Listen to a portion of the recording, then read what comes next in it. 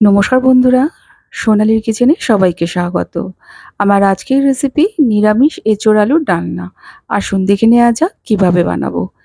এঁচোড় আলুর ডালনা বানানোর জন্য এখানে আমি 400 গ্রাম এঁচোড় এরকম ছোট ছোট টুকরো করে কেটে নিয়েছি। আর নিয়েছি 3টে আলু, ঠিক এইভাবে কেটে নিয়েছি। এঁচোড় কাটার সময় অবশ্যই একটু হাতে তেল মেখে, যেই ছুরি বা বটি দিয়ে কাটবেন সেই বটি বা ছুরির মধ্যে তেল মাখিয়ে এঁচোড়ের খোসা ছাড়িয়ে এঁচোড়টা কেটে নিতে হবে। এঁচোড় আলু আমরা ভালো করে ধুয়ে নিয়েছি। আর এখানে নিয়ে নিয়েছি 2 টেবিল চামচ চার মগজ আর 7 টা গোটা কাজু। এটার একটা আমরা পেস্ট বানিয়ে নেব। এবার চলে এলাম রান্নায়। কড়াইয়ে দিয়ে দিলাম 3 টেবিল চামচ সর্ষের তেল। তেলটা ভালো করে গরম হলে এঁচোড়গুলো প্রথমে আমরা ভেজে নেব। এখানে আমি এঁচোড়গুলো ভেজে রান্না করব। এঁচোড় ভাপিয়ে রান্না করার স্বাদ একরকম, আর এঁচোড় ভেজে রান্না করার স্বাদ কিন্তু অসম্ভব ভালো হয়। এঁচোড় ভাজার সময় সামান্য হলুদ গুঁড়ো আর লবণ দিয়ে ভেজে নেব।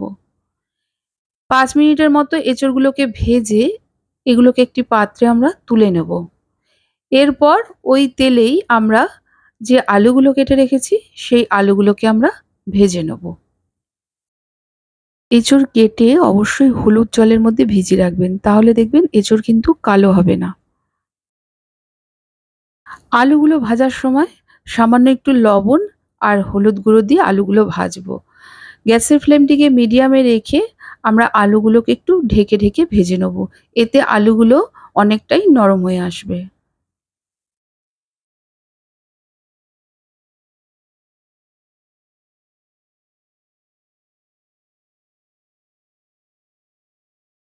অফ ক্যামেরায় আমি দুবার নেড়ে দিয়েছিলাম যাতে আলুগুলো পোড়া না লেগে যায়।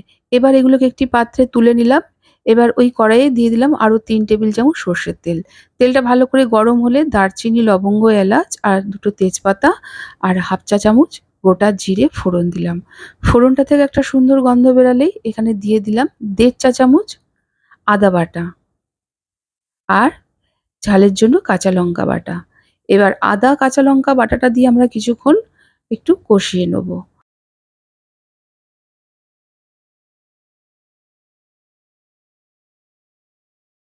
আদার কাঁচা গন্ধটা চলে গেলে এতে দিয়ে দিলাম একটা মিডিয়াম সাইজের টমেটো, গ্রেট করে নিয়েছি সেটা।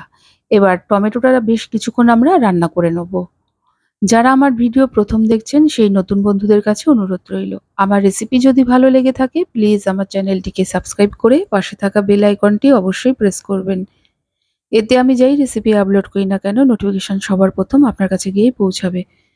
টমেটোর কাঁচা গন্ধটা চলে গেলে এতে দিয়ে দিলাম 1.5 চা চামচ জিরে গুঁড়ো, হাফ চামচের থেকে একটু বেশি হলুদ গুঁড়ো, হাফ চামচ লাল লঙ্কার গুঁড়ো, হাফ চামচ কাশ্মীরি লঙ্কার গুঁড়ো, সামান্য একটু গরম মশলা গুঁড়ো, স্বাদ অনুযায়ী লবণ আর সামান্য একটু চিনি দিয়ে দিলাম।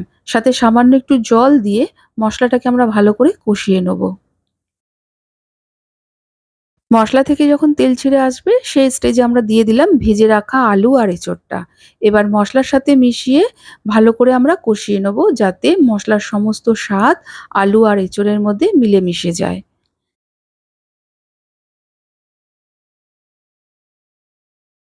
মশলার সাথে আলু এঁচোড়টা ভালো করে কষিয়ে নেওয়ার পর এখন দিয়ে দিলাম যে চারমগজ আর কাজুর পেস্ট আমরা বানিয়ে রেখেছিলাম সেটা। সাথে যেই বাটির মধ্যে ছিল সেই বাটি ধোয়া সামান্য একটু জল দিলাম। এবার আলু এঁচোড়ের সাথে ভালো করে মিশিয়ে এই সময় কিন্তু আমরা অনবরত নেড়ে যাবো। কারণ কাজু আছে, কড়াইয়ের গায়ে লেগে যাওয়ার সম্ভাবনা থাকে।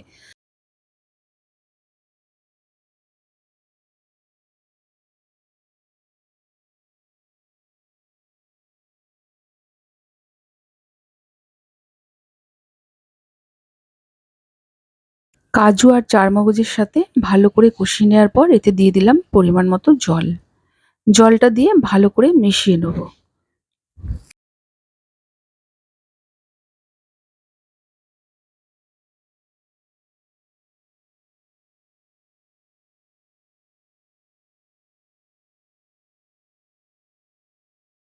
জল দিয়ে ভালো করে মিশিয়ে নেওয়ার পর একটু চেখে দেখে নিতে হবে লবণের প্রয়োজন আছে কিনা।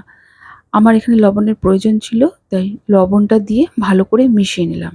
এখন গ্যাসের ফ্লেমটিকে মিডিয়ামে রেখে এটাকে আমরা ঢেকে কিছুক্ষণ রান্না হতে দেবো। ফিরে এলাম কিছুক্ষণ পর। দেখুন ঝোলটা অনেকটা গাঢ় হয়ে এসছে। এখন আলু, এঁচোড় কিন্তু আমাদের ভালোভাবে সেদ্ধ হয়ে গেছে। এখন দিয়ে দেবো ১ চা চামচ ঘি আর ৪ টে চেরা কাঁচা লঙ্কা। তারপর হালকা হাতে একটু মিশিয়ে নেবো। একটু ভালোভাবে ফুটে উঠলেই গ্যাসের ফ্লেমটিকে অফ করে এটাকে আমরা কিছুক্ষণ ঢেকে রেখে দেবো। তারপর সার্ভ করব। আমি আজকে যেইভাবে এঁচোড় ভেজে রান্নাটা করলাম, একবার এইভাবে এঁচোড় ভেজে এঁচোড় আলুর ডালনা বানিয়ে দেখুন। খেতে কিন্তু অসম্ভব ভালো হয়। আর বানিয়ে আমাকে অবশ্যই কমেন্ট করে জানাবেন কেমন লেগেছে। ভালো লাগলে একটা লাইক ও প্রচুর শেয়ার করবেন।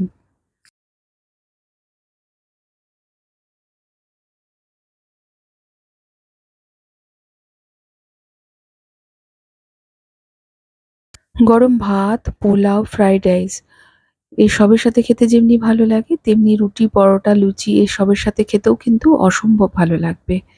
যাই হোক, আজ তাহলে এই পর্যন্ত। আবার চলে আসবো নতুন কোনো রেসিপির সাথে। সবাই ভালো থাকুন, সুস্থ থাকুন। ধন্যবাদ।